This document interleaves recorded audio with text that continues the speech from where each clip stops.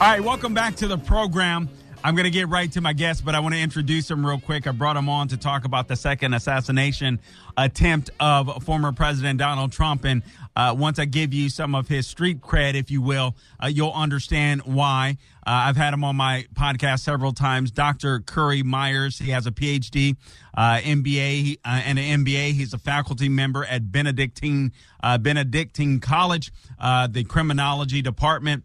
He's a senior visiting fellow for the Texas Public Policy Foundation. He started his law enforcement career as a Kansas State trooper, and then he became a special agent with the Kansas Bureau of Investigations. Also included a 6-year assignment with the U.S. Department of Justice, the DEA. And he also became, in 2003, the sheriff of Johnson County in Kansas, serving one of the largest populated counties in Kansas, located in the Kansas City metropolitan area. And also, he has a show as well. I mean, just so much to get to. We have a short period of time, but your resume is just long here, Doc. So anyway, I wanted to give that real quickly because I wanted people to look at that. People are already going nuts for you, Doc. So Dr. Curry Myers, just real quickly here, I want to try to get in as many questions as I can, and as many answers from you as I can.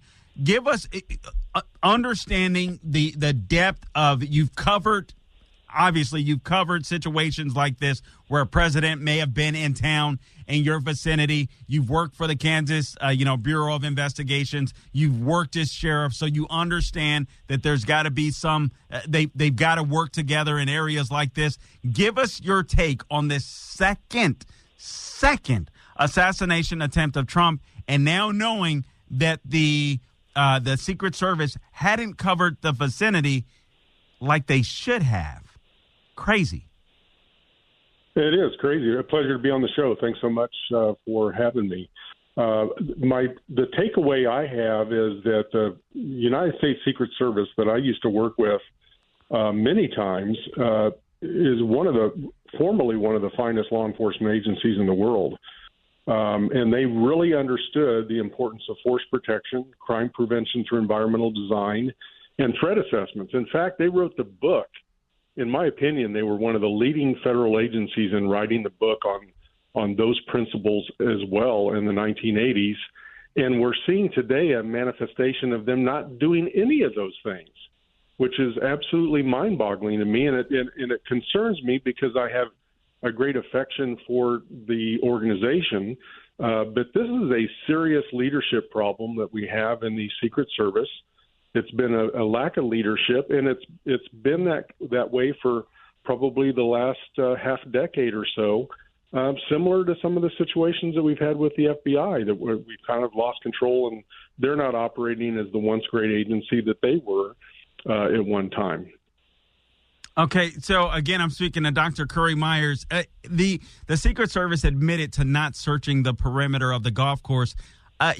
Listen, Doc, you have tons of law enforcement experience, and you baffled me one time. We talked about this in the podcast. You got to go back and search for it, guys, at the Carl Jackson show, where Dr. Curry Myers literally worked undercover for quite some time.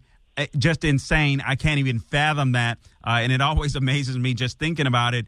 But I'm looking at this headline: Secret Service admits to not searching perimeter of the golf course. I understand that President Trump kind of went on the fly, but I would think, correct me if I'm wrong, Doc. Okay, Mr. President, you want to go here? We're going to have to do just a sweep of the vicinity real quickly. That makes sense. That makes sense to me.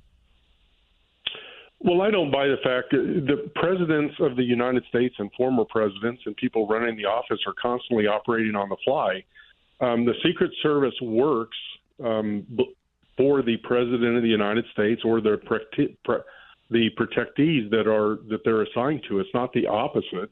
They can certainly guide them, and they make recommendations. Sir, I don't think I would do this, or ma'am, I don't think I would do this. But ultimately, if it happens all the time, people have lives and they live their lives. And this is a perfect example. Well, okay, it may be not have been a movement on the books with the Secret Service, but it doesn't matter. Wherever you go, you adapt to it. You adapt to it quickly. And it's not. It's the President Trump has golfed on this golf course before. It's his golf course, one of many. But if you know that to be the case, you would have crime prevention through environmental standards that are on that golf course. You wouldn't have any hiding locations. This was a known hiding location, Carl. It was known to the public that this was a place where the media could go and hide out and be able to come out and ask questions and take pictures of people. That should have been a main focus of their attention. I'm thankful that the Secret Service was able to notify the potential shooter and able to take action, and kudos for that. But if that wasn't done, then we would have had another problem, because if he would have rounded in and come into the next hole, then you're literally having a person with an AK-47 with a scope that is within a couple hundred yards, maybe even closer, because he might be in a golf cart, and it makes any protectee placed in a dangerous position. So this goes back to the fact that there hasn't been force protection done, and these are, again, things that leadership should ensure that President Trump has. Now, President Trump is a former president, so former presidents get a scaled-down version of what the true president gets. But we know that President Trump is different. Number one, he's running for president again, and the head of the Republican Party, and running for president again. Number two, President Trump's threat assessment in itself is at a high risk, a very high risk. So not having the resources that are equal to a president of the United States is mind-boggling to me, to include air operations, drone operations, multiple sniper capabilities, and plenty of perimeter support, not just support surrounding the president, but perimeter support to ensure that the protectee stays safe. Yeah, and apparently, according to the gentleman that's running the Secret Service now, he basically had all of that with the exception of he didn't have the perimeter protection, which didn't make sense to me. We only have a minute and a half in this block. If you could stay with me for one more block, Doc, I would appreciate that. This guy was, he built an assassin's nest. I mean, he was there for 12 hours. Now, I don't know if he had inside information. I don't know if it was just a lucky guess. But either way, I'm like, he was there for 12 hours. Does that make sense? Well, once again, if he does any intelligence gathering on his own, then he may, if he studies it well enough, he may end up knowing, okay, the president's in this general vicinity. We know that he likes to golf. There's probably a high probability, and one can make an assumption, that he may get on the course as a result of being at this location. So he may be hedging his bets and say, I'm going to go out and see if I can get a chance at him.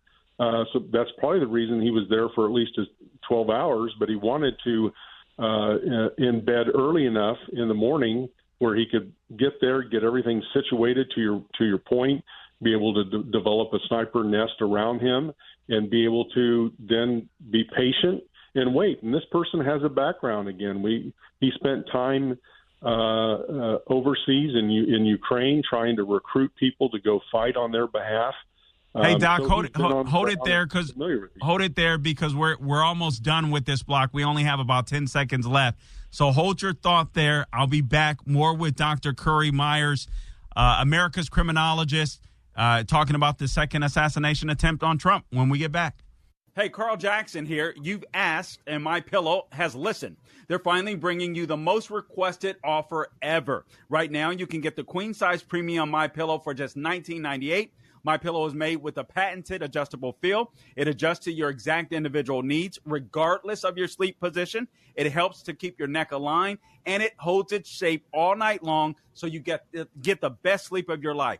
But that's not all. You can get their 6-piece kitchen or bath towel sets for just $25.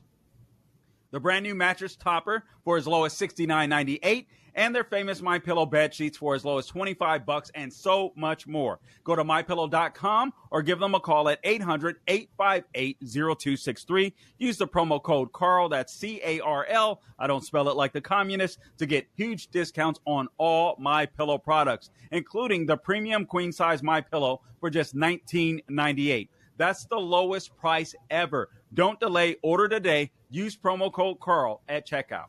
All right, welcome back to the program. I'm joined by my guest, Dr. Curry Myers. You can find him on X at Dr. Curry Myers. He spells Curry, C-U-R-R-I-E, not like the chicken in case you guys get hungry out there. So Dr. Curry Myers, he's one of America's leading criminologists. I love going to him on issues like this. He is so well-versed when it comes to law enforcement. Okay, Doc, so you were talking a little bit about this gentleman because he wasn't unknown to the FBI, and there's even a write-up in the Wall Street Journal where when this gentleman traveled to Ukraine because he wanted to be a part of the fight, the nurse that evaluated him, I'm assuming it's a mental health counselor, if you will, basically said the guy is crazy, the guy is dangerous. So one of the worst I've run across. So that's a little astonishing to me. True. I mean, there's so many markers and red flags that get missed when these things occur. So he is a convicted felon. He's known to be a convicted felon. As a matter of fact, that's the main charge right now, is a convicted felon in possession of a firearm. It's going to be an upcharge because the firearm had an obliterated serial number. So that's going to be an upcharge and potentially up to 15 years in prison. That's assuming that they don't build enough evidence to go after him for some attempted murder. It just depends on the evidence. But he violated and had previous convictions in North Carolina in 2002 and then again in 2010, again for possessing a firearm. And then the FBI was given a tip and interviewed him in 2019 and did not verify the information and ended up closing the case. They informed local law enforcement about it. So not spending time on this 2019 investigation is, again, where I don't understand why you have somebody that has that amount of issues, mental health issues. They know he's been arrested now multiple times for firearm possession, and they don't continue to open that door a little further in the 2019 investigation to find out what's going on. And it goes back to we have a significant mental health problem in America today. We are not treating people. We're enabling people. We've talked about this. You and I have talked about this before. And we don't have the kind of mental health care for people who are criminally insane. We don't have facilities anymore, and quite frankly, the jails, if you ask any sheriff in America, the jails have ostensibly become the mental health asylums of America today. Man, that's so true. And I'm glad you were willing to say that, to be honest with you, Doc, because I think that's probably another podcast for another day. As a matter of fact, that's a really good point. Let me bring this up to you. Okay, so Governor Ron DeSantis is now saying that he's going to have the state investigate this. I think he was attempting to murder former President Donald Trump on different charges. Why?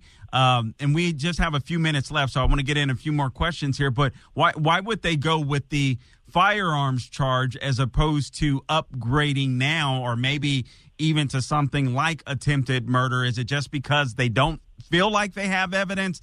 They need to find or just hold them? What's going on here? Well, it was a way to have an initial charge that is proven and factual so they could hold him, so they can gather information for the rest. That's my guess. I mean, that's what I would have done because it takes time to prove a case if you're going to have an attempted murder case. Sure. So it takes time to cultivate information and gather exhibits in order to do that. And the states still have a responsibility to investigate crime. Crime doesn't go away just because it was someone who was against the crime occurred and the victim was a former president of the United States. That's where law enforcement should work together.